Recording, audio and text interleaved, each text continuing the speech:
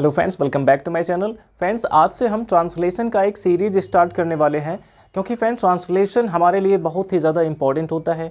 और ये इंपॉर्टेंट क्यों है? क्योंकि हमारी जो नेटिव लैंग्वेज है वो हिंदी है।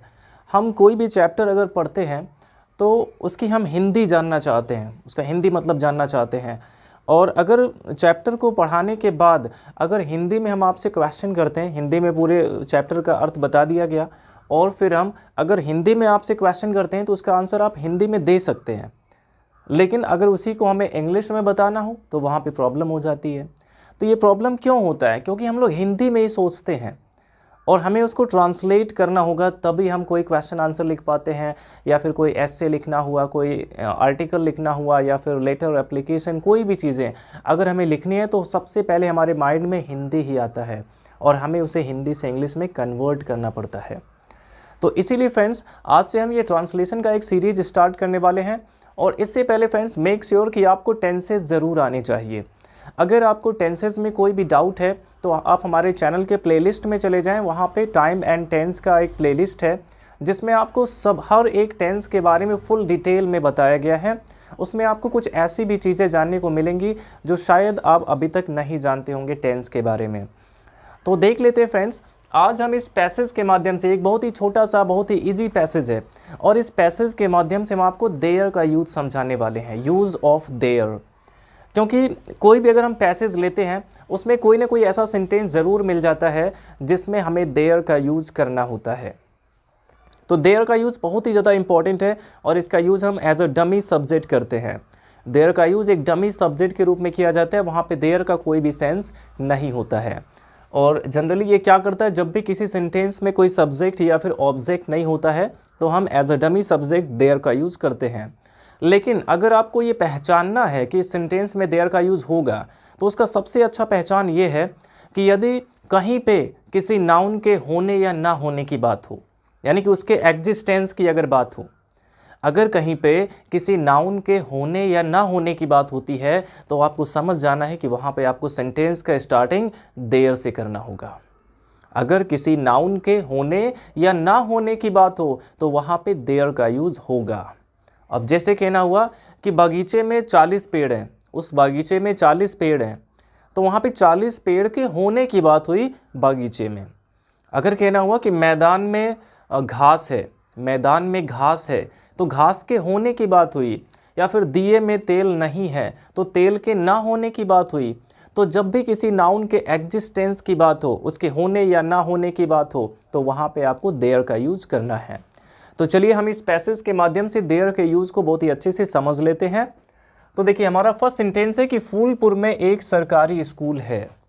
फूलपुर में एक सरकारी स्कूल है। तो यहाँ पे फूलपुर एक स्थान का नाम है और इस स्थान पर एक सरकारी स्कूल के होने की बात हुई कि फूलपुर में एक सरकारी स्कूल है, उसके एग्जिस्टेंस की बात हुई है। तो आपको बिल्कुल समझ जाना है कि यहाँ पे देयर से स्टार्टिंग करेंगे।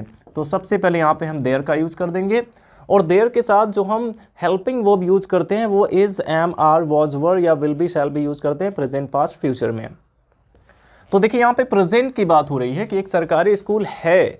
जो प्रेजेंट की बात हो रही है तो इज, एम, आर का यूज़ करना होगा।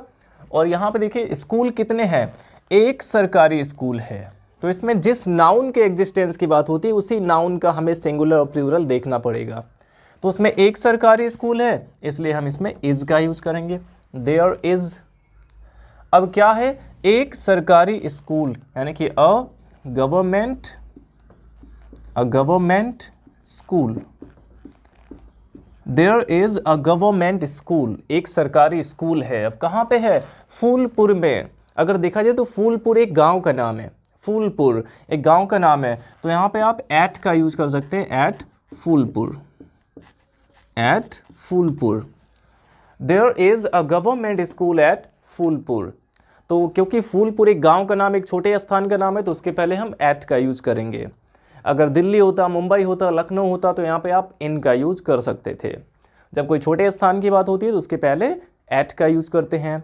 तो फर्स्ट सेंटेंस हमारा बन गया कि there is a government school at Phulpur. अब इसके बाद देखिए, स्कूल में 18 शिक्षक और 600 छात्राएं हैं। स्कूल में 18 शिक्षक और 600 छात्राएं हैं। तो यहाँ पे स्कूल में 18 शिक्षक और 600 छात्राओं के होने की बात हुई। तो यहाँ पे एक नाउन के होने की बात हुई, तो यानी कि यहाँ पे हमें स्टार्टिंग करना है देयर से। लेकिन अब इसमें जिस नाउन के होने की बात हो रही है वो प्लूरल है, 18 शिक्षक हैं, 600 छात्राएं हैं, एक से ज़्यादा हैं, तो यहाँ पे आपको हैं के लिए आर का यूज़ करना होगा। There are 18 teachers, there are 18 teachers and 600 छात्राएं हैं, तो एंड 600 स्टूडेंट्स, एंड 600 स्टूडेंट्स, छात्राएं हैं तो आप गर्ल्स स्टूडेंट्स भी यहाँ पे कर सकते हैं। वैसे स्टूडेंट एक कॉमन नाउन है, यहाँ पे गर्ल्स स्टूडेंट भी हो सकते हैं और बॉयज स्टूडेंट भी हो सकते हैं। तो there are 18 teachers and 600 students. अब कहाँ पे है? स्कूल में, in the school, in the school. अब यहाँ पे देखिए हमने स्कूल के पहले द का यूज़ किया क्योंकि पहले वाले सेंटेंस में स्कूल का मेंशन हो गया है, तो आप इसके पहले यहाँ पे द का यूज़ कर सकते हैं। तो there are 18 teachers and 600 students in the school. अब इसके बाद देखिए, स्कूल की इमारत बहुत अधिक बड़ी नहीं है, स्कूल की इमारत बहुत अधिक बड़ी नहीं है। तो अब यहाँ पे किसी नाउन के एग्जिस्टेंस की बात नहीं हुई है, बल्कि यहाँ पे स्कूल बिल्डिंग की बात हुई है कि स्कूल की जो इमारत है वो बहुत अधिक बड़ी नहीं है। तो ये एक सिंपल सेंटेंस है क्योंकि इसमें कोई एक्शन भी नहीं हो रहा है, और जब सेंटेंस में कोई एक्शन नहीं होता है तो वो एक सिंपल सेंटेंस होता है। तो यहाँ पे बात किसकी हो रही है? स्कूल की इमारत की। तो यहाँ पे आप लिख सकते हैं कि the school building, the school building, school की इमारत के लिए लिख सकते हैं द स्कूल बिल्डिंग। अब बहुत अधिक बड़ी नहीं है, तो इज नॉट, नहीं है, इज नॉट वेरी बिग।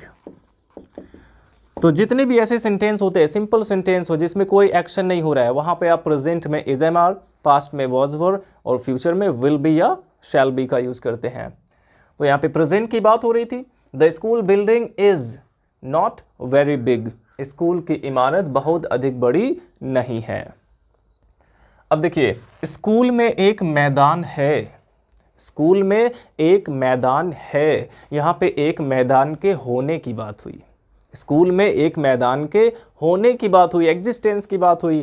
तो यहाँ भी आपको देयर से स्टार्टिंग करना होगा कि देयर इज, क्योंकि एक मैदान है तो देयर इज अ ग्राउंड, या फिर फील्ड कर सकते हैं।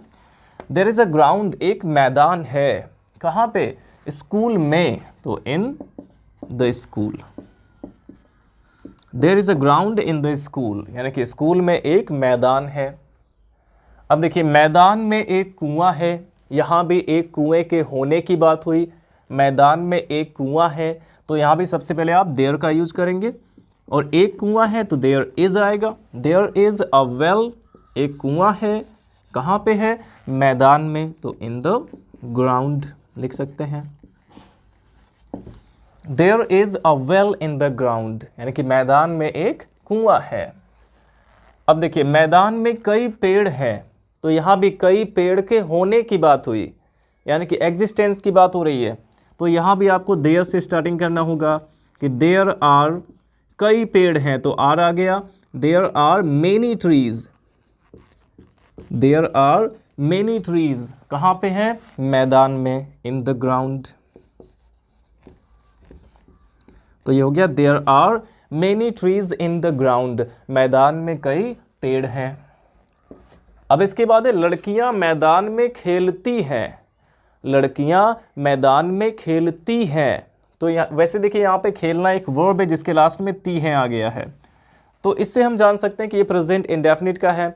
और वैसे अगर हम देखें तो लड़कियां मैदान में खेलती हैं, यानी कि ये खेलने का काम प्रेजेंट टाइम में रिपीट होता है। तो जब भी प्रेजेंट टाइम में कोई भी एक्शन रिपीट होता है तो वहाँ पे आप प्रेजेंट इंडेफिनिट का यूज करते हैं। तो इसमें सब्जेक्ट है लड़कियां, तो इसके लिए हो जाएगा द गर्ल्स, या फिर केवल गर्ल्स आप लिख सकते हैं, गर्ल्स यहाँ पे लिख सकते हैं कि गर्ल्स प्ले, गर्ल्स खेलती हैं, प्ले, क्योंकि गर्ल्स यहाँ पे प्लूरल है इसलिए प्ले में एस ऐड नहीं होगा। तो गर्ल्स प्ले, लड़कियां खेलती हैं, कहाँ पे खेलती हैं?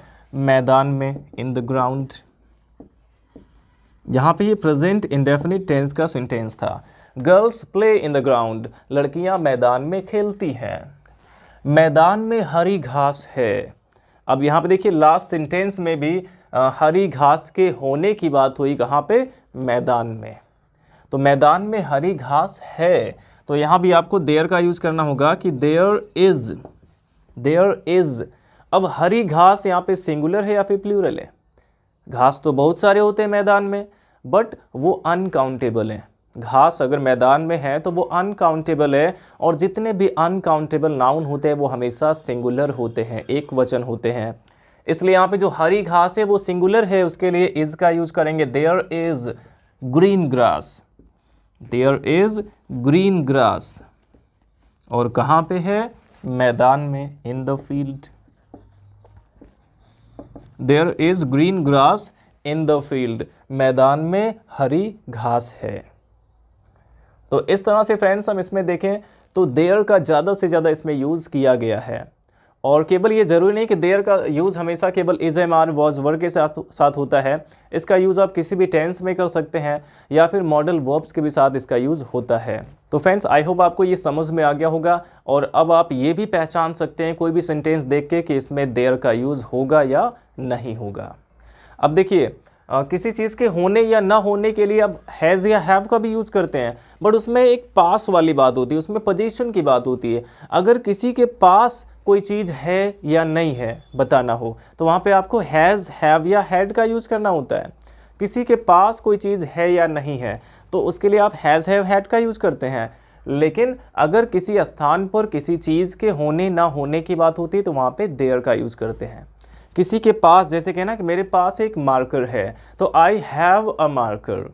लेकिन अगर रहे कि मेरी जेब में एक मार्कर है, मेरी जेब में एक मार्कर है, तो there is a marker in my pocket, इस तरह से आप कहेंगे।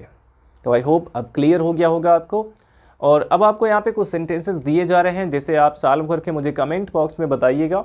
और फ्रेंड जैसा कि मैंने कहा कि ये ट्रांसलेशन का एक सीरीज़ मैंने स्टार्ट किया है, तो इसमें अब रेगुलर वीडियोज़ आते रहेंगे ट्रांसलेशन टॉपिक पे, और आप इसके कोई भी वीडियो अगर मिस नहीं करते हैं तो आपका ट्रांसलेशन बिल्कुल इम्प्रूव हो जाएगा। लेकिन इससे पहले आप लोग अपना टेंस ज़रूर क्लियर कर लीजिए। आप हमारे चैनल के प्लेलिस्ट में जाएंगे, आपको टाइम एंड टेंस का प्लेलिस्ट मिल जाएगा, वहाँ से जाके आप टेंसेस क्लियर कर सकते हैं। और इसके अलावा अगर आप उससे भी ज़्यादा बेसिक चीज़ें जानना चाहते हैं, सब्जेक्ट क्या होता है, वर्ब क्या होता है, ऑब्जेक्ट क्या होता है, फुल डिटेल आप जानना चाहते हैं, तो उसके लिए भी आपको ट्रांसलेशन का एक प्लेलिस्ट है, वहाँ से जाके आप इसकी बेसिक चीज़ें भी सीख सकते हैं।